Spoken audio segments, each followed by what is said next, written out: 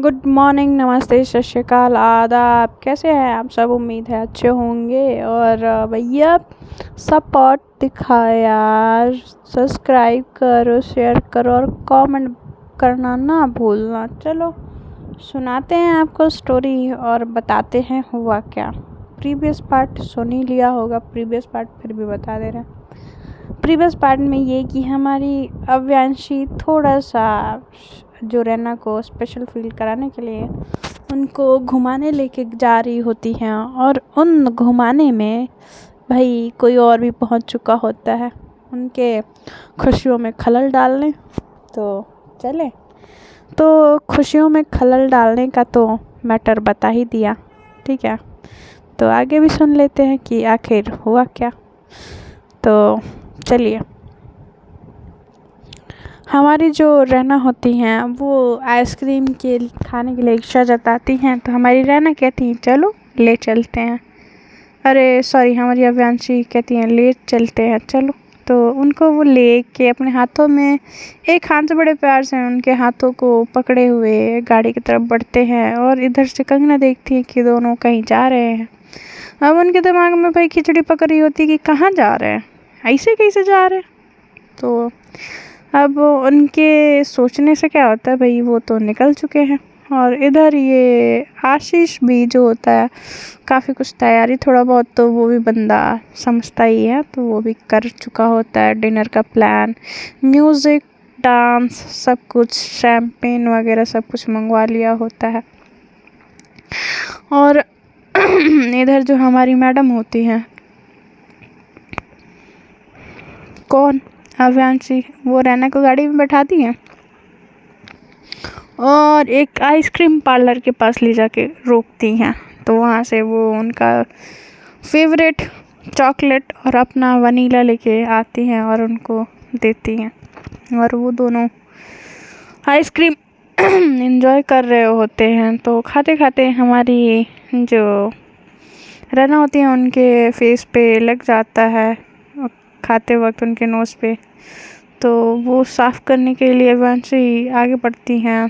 तो जैसे ही उनके आगे बढ़ते ही रैना आसपास के लोगों को देखने लगती है, कहती है कि क्या कर रहे हो। तो आसपास लोग हैं तो कहती हैं कि क्या हो गया, मैं किसी और के फेस को थोड़ी ना साफ़ करी, आखिर तुम मेरी वाइफ हो यार, मेरा हक है, तो इधर आओ। तो कहते कि नहीं। तो फिर वो उनको जैसे अपने फेस को उनके तरफ बढ़ा रही होती है, उनको लग कुछ और ही समझ आ रहा होता है रैना को। बट वो पीछे से टिश्यू निकालती हैं और उनका फेस क्लीन करती है और एकदम फेस को उनके फेस के सामने रखती हैं और उनको एक तिरछी नज़र देखते हुए आंख मारती है और कहती हैं कि क्या सोच रही थी तुम। तो कहती है कि कुछ नहीं, वो शर्मा के खाने लगती है। और इधर जो हमारी लड्डू और स्नेहा होते हैं वो तो भैया डिनर पे पहुंच चुके होते हैं। और डिनर पे पहुंचने के बाद इनका भी डिनर ख़त्म होने वाला ही होता है। तब तक हमारी जो मैडम जो होती हैं, लड्डू जो होती हैं, वो कहती हैं कि ये सब प्लानिंग क्यों, तो इतना सब कुछ अपनी फ्रेंड के लिए।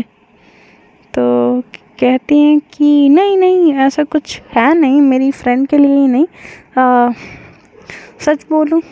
तो कहती हैं कि उम्मीद हम यही करते कि आप आफ्टर ऑल आज तो सच ही बोलेंगे। तो कहते हैं कि ये सब तुम्हारे लिए था लड्डू। तो कहती हैं कि क्यों, मेरे लिए क्यों।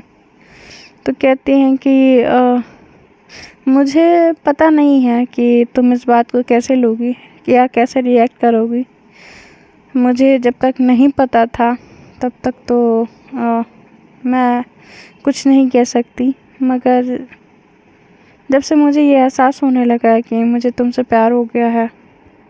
अरे वो नी डाउन करके एक रोज़ अपने कोट से निकाल के उनको देती हैं और कहती हैं कि मैं तुमसे बेहद प्यार करने लगी हूँ लड्डू, और मैं चाहती हूँ कि तुम मेरे लाइफ में ज़िंदगी भर रहो। और यूँ इतना ग्रेसफुली इतना कॉन्फिडेंस के साथ उनको वो प्रपोज़ करती हैं और कहती कि ये सारा डेकोरेशन किसी और के लिए नहीं तुम्हारे लिए था और मेरी कोई फ्रेंड नहीं आ रही थी। तुमको कैसे पूछूं, मैं ये सोच रही थी तो तुमसे मैंने झूठ बोला। अब मुझे नहीं पता कि तुम मेरी इस प्रपोज़ल का क्या हश्र करने वाली हो या एक्सेप्ट करोगी या मना कर दोगी, बट मैं चाहती हूँ कि तुम मेरी दोस्त हमेशा बन के रहो। तो वो उनको घुटने से बैठी हुई होती है, उनको उठाती हैं और उनके हाथों से वो रोज़ लेती हैं और कहती हैं कि आई लव यू। तो जब ये चीज़ सुनती हैं हमारी स्नेहा, ओ भाई साहब, कहती हैं कि क्या क्या तुमने क्या बोला? तो कहती हैं कि आई लव यू। कि आप पूरा बोलोगे, सब कुछ बोलोगे, मगर आप ये तो बोलोगे नहीं, तो इसलिए मैंने सोचा मैं ही बोल देती हूँ। तो कहती है कि क्या तुम्हें कोई प्रॉब्लम नहीं है? तो कहती है कि नहीं, मुझे कोई प्रॉब्लम नहीं है। तो कहती है कि पर उस दिन तुम गुस्सा होके, तो कहती हैं कि हाँ मुझे बुरा लगा था, बट ऐसा भी नहीं कि मैं आपको पसंद नहीं करती। तो वो कहती हैं कि सच्ची मजाक तो नहीं कर रही है। वो उछलने लगती है, कूदने लगती है हमारी स्नेहा और उछलने कूदने के बाद वो कहती हैं कि तुम सच बोल रही हो लड्डू? तो कहती हैं हाँ मैं सच बोल रही हूँ पापा। और वो कहती हैं कि अच्छा, तो उनको वो फट से उनको गले लगाती हैं और कहती हैं कि thank you thank you thank you, उनको पूरे फेस पे कस करते हुए उनको थैंक यू बोल रही होती हैं। और जब उनको होश आता है कि भाई वो क्या कर रही हैं, वो फिर से अलग हो जाते हैं और दो किनारे पे तो हमारी जो लड्डू होती है कहती कि डिनर कर ले? तो कहते हैं कि हाँ हाँ चलो। तो वो डेकोरेशन काफ़ी सुंदर हुआ होता है, रोज़ पेटल्स और एकदम मतलब होता है ना कैंडल लाइट डिनर और मतलब लाइटिंग, म्यूज़िक, सब कुछ मतलब होता है ना, मतलब एकदम एक क्वांटिटी और क्वालिटी दोनों ही बहुत सही होती है। तो हमारी जो लड्डू होती है उन्होंने भाई स्नेहा का प्रपोज़ल एक्सेप्ट कर लिया है।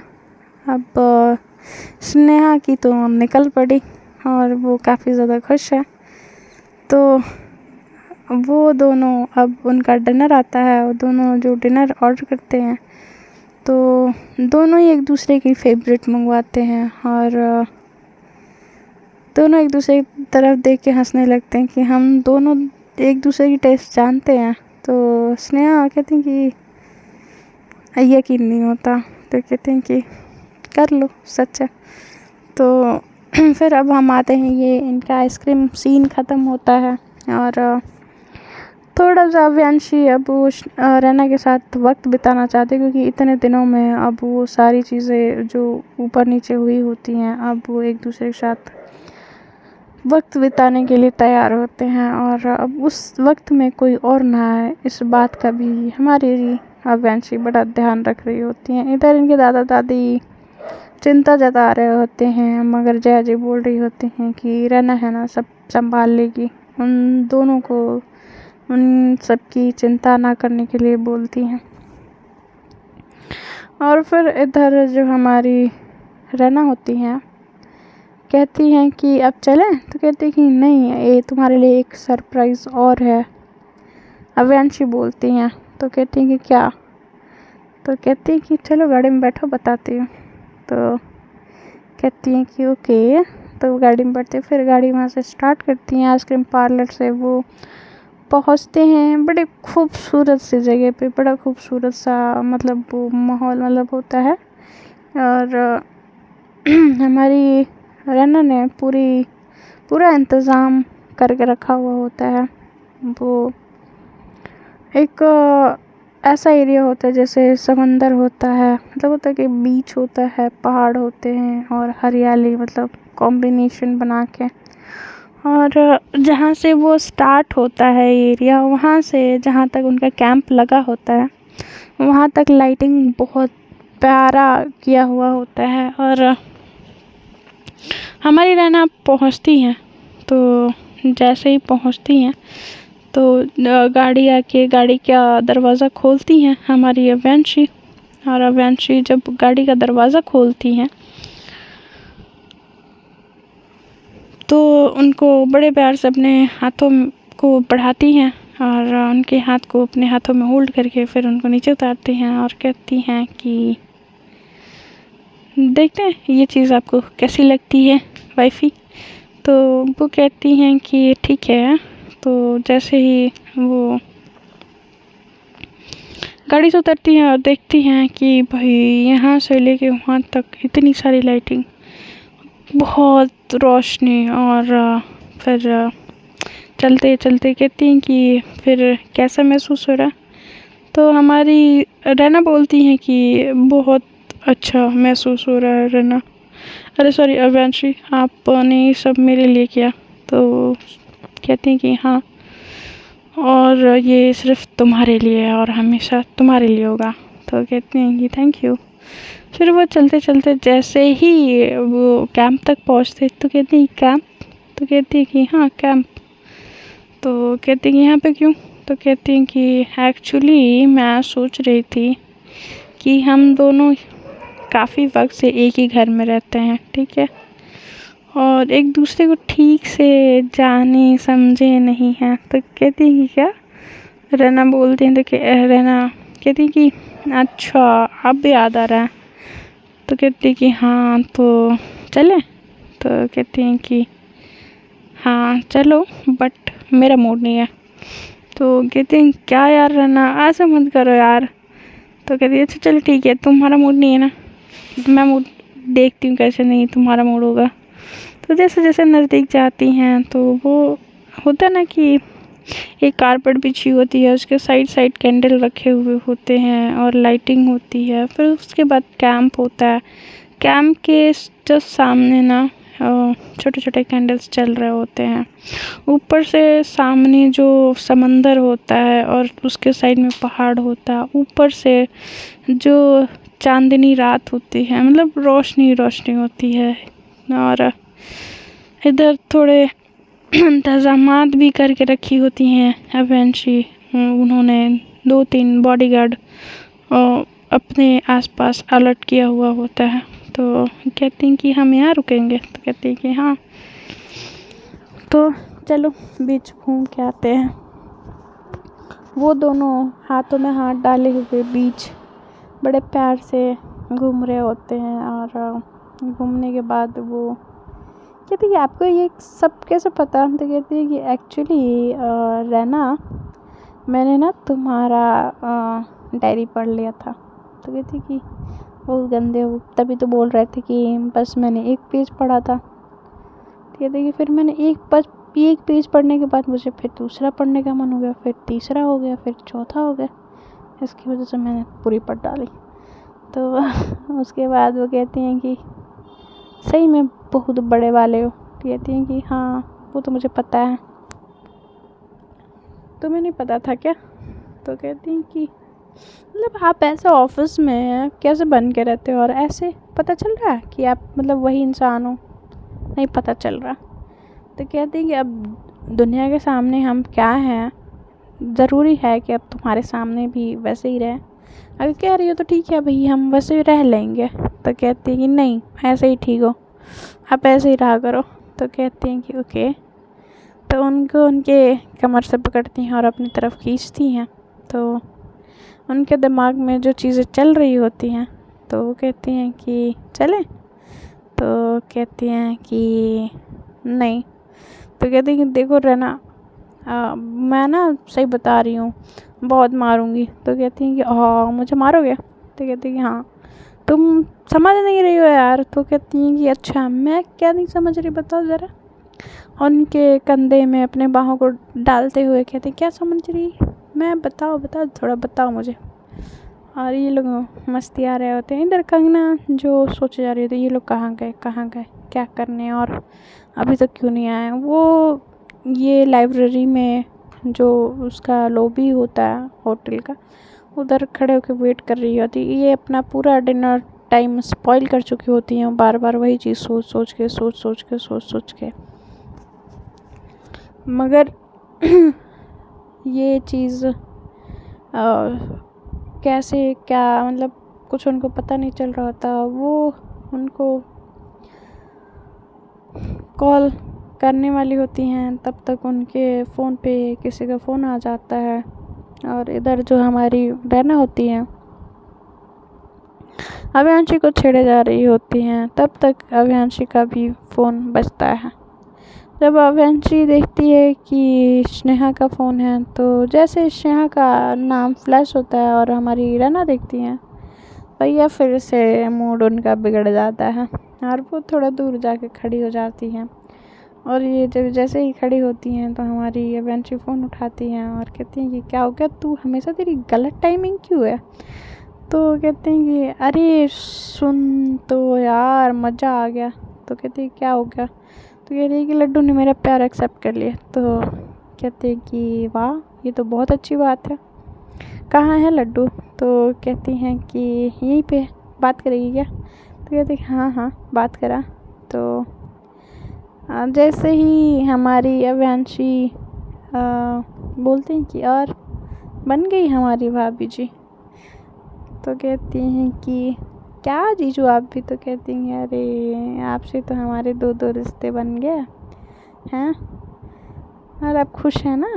तो कहते हैं कि हाँ बहुत। तो कहती हैं कि अब तुम दोनों लोग तो खुश हो भैया, मुझे भी खुश हो लेने दो, ठीक है। तो कहती हैं कि क्यों क्या हो गया। तो अरे रैना मुंह फुला के उधर खड़ी हुई है। तो कहती है कि अच्छा बात करवाइए तो थोड़ा जीजू। तो कहती हैं कि अच्छा लो ठीक है बात करवा रहे हैं। तो वो जाती हैं रैना के पास और बोलती हैं रैना लो लड्डू से बात कर लो। तो कहती है कि स्नेहा के फ़ोन पे लड्डू कैसे। अरे बात तो कर लो फिर बताती हूँ। तो कहती हैं कि ठीक है। वो फ़ोन लेती हैं और लड्डू से बात करती हैं और जब वो बोलती हैं कि वो स्नेहा का प्यार एक्सेप्ट कर चुकी हैं, तो वो शॉक्ड कि ये क्या। तो कहती हैं कि अच्छा अच्छा लगा जान के कि तुम दोनों साथ हो गए हो। और तब तक स्नेहा उधर से बोलती हैं कि रैना। तो जैसे ही रैना बोलती हैं स्नेहा को लड्डू घूर के देखती हैं तो कहती कि भाभी तो मुझसे जो गलती हुई मैं उसके लिए माफ़ी चाहती हूँ और कभी भी आइंदा कभी भी ये गलती मैं कभी नहीं दोहराऊँगी और जो आप मेरी ज़िंदगी में जो जगह है वो हमेशा यही रहेगा। तो वो हमारी रैना कुछ नहीं बोलती हूँ कह के फ़ोन वो अभियांशी को दे देती है और अभियांशी बोलती हैं कि चलो तुम दोनों मज़े करो और हमारे प्यार के बीच में खलल ना डालो। तो कहती हैं कि हाँ हाँ ठीक है हम भी फ्री नहीं हैं। तो कहती है कि हाँ तो फ्री नहीं है तो फ़ोन क्यों लगाया अपनी रख रख पट बग। तो वो फ़ोन रखती हैं और हमारी अभियांशी जब रैना को देखती हैं वो सैड हो गई, इतना खुश थी थोड़ी देर पहले और अचानक से ऐसे सैड होकर खड़ी हो जाती हैं। वो समंदर के लहरों को महसूस करना चाह रही होती हैं। तो उनको जाती हैं बैक हक करती हैं और उनके कमर में हाथ डाल के खड़ी होती हैं और कहती हैं कि क्या हुआ। तो कहती हैं कि बहुत दिनों के बाद स्नेहा के मुँह से ये भाभी वर्ड सुना। तो कहती हैं कि जो बीत गया उसको भूल जाओ, जो अभी है उसको बस याद रखो। और मैंने इस वजह से चीज़ों को बर्दाश्त किया था, अभी तक तुम्हें मैंने एक्सप्लेन नहीं किया था। मैं अपनी दोस्त को नहीं खोना चाहती रहना। तुम्हें पता नहीं है कि मेरी वो दोस्त है ये कि जिस वक्त मैं बहुत बुरे कंडीशन में थी उस वक्त उसने मुझे संभाला था एक बहन की तरह। और वो अगर किसी गलत राह पे भटक गई है तो मुझे उसको सही रास्ते पे लाना मेरा फ़र्ज़ बनता है। और इतने दिनों की दोस्ती में उसने मुझसे कभी कुछ मांगा नहीं। तो जैसे ही ये बात कहती हैं रैना अभियांशी, तो रैना कहती हैं कि क्या अभियांशी स्नेहा बोलती कि तुम मुझे छोड़ दो तो क्या तुम उसके कहने पे छोड़ देते। तो कहती कि कभी नहीं, क्योंकि वो मुझे पता है कि वो तुम्हें सिर्फ तुम्हारी बातों से तुम्हारे हाव भाव से, तुम्हारे तरीके से अट्रैक्ट है, तुमसे प्यार नहीं करती, वो मुझे पता है। और रही बात तुम मुझसे प्यार करती हो और मैं तुम्हें कैसे छोड़ सकती हूँ। मैं तुमसे प्यार करती हूँ तो महत्व उस प्यार का होता है जब दो तरफ़ा हो, ठीक है। महत्व उस प्यार का नहीं होता जो एक तरफ़ा हो। और दूसरी बात ये कि मैं दोनों ही कंडीशन में, मेरी लाइफ में दो सिरे की तरह तुम दोनों हो और मैं दोनों को खोना नहीं चाहती। तो फिर लड्डू का कैसे, ये मुझे समझ नहीं आता। कहती हैं कि फिर उनको बताती हैं ये स्टोरी वो अव्यांशी कि वो स्नेहा को पसंद करती है लड्डू, ये उनको पहले से पता था। और ये सारी प्लानिंग कंपनी में रखना, उनके करीब रखना, उनके दिल में जगह बनाना और तुम्हारी ज़िंदगी से उसके जहन से तुम्हारी चीज़ों को मिटाने के लिए उसने लड्डू को ऑफिस में जॉब दी थी। और वो जो अननोन नंबर इसके फ़ोन पे हमेशा जो फ्लैश होता था और रैना ने काफ़ी दफ़ा देखा था, वो किसी और का नहीं, लड्डू का था। और लड्डू को ही उसने सारी चीज़ें, सारी प्लानिंग, सारी प्लॉटिंग उसने ही बताया, क्या करना है, कैसे करना है, सारी चीज़ों में हेल्प उसने ही की, अव्यांशी ने। और इस तरह से अव्यांशी ने रैना के लिए जो स्नेहा के मन में प्यार था या जो भी अट्रैक्शन था, वो मिटाने में कामयाब लड्डू की वजह से हुई है। और लड्डू उसके लाइफ में आ गई, जिसके वजह से उसकी भी ज़िंदगी सेटल हो गई और उसने अपनी ज़िंदगी भी बचा ली। ये सारी चीज़ें बताती हैं और कहती हैं कि देखो, मैंने इसमें किसी को धोखा नहीं दिया है, मैंने बस उस इंसान को उसके करीब रखा है जो सच में उसकी केयर, फ़िक्र और प्यार करता है। और लड्डू प्यार जितना करती है स्नेहा से, कोई नहीं कर सकता। तो बस यही था। और मुझे जब ये रास्ता सूझा तो मैंने कहा था ना कि मैं सब कुछ ठीक कर दूँगी, तो मैं बस उसी कोशिश में लग गई थी। रैना कहती है कि अच्छा, तो ये आपकी प्लानिंग थी? तो कहती है कि हाँ। तो देखते हैं फ्रेंड्स आगे क्या होता है और आगे क्या बातचीत होती, तो उसको जानने के लिए बने रहिए। Bye bye, take care.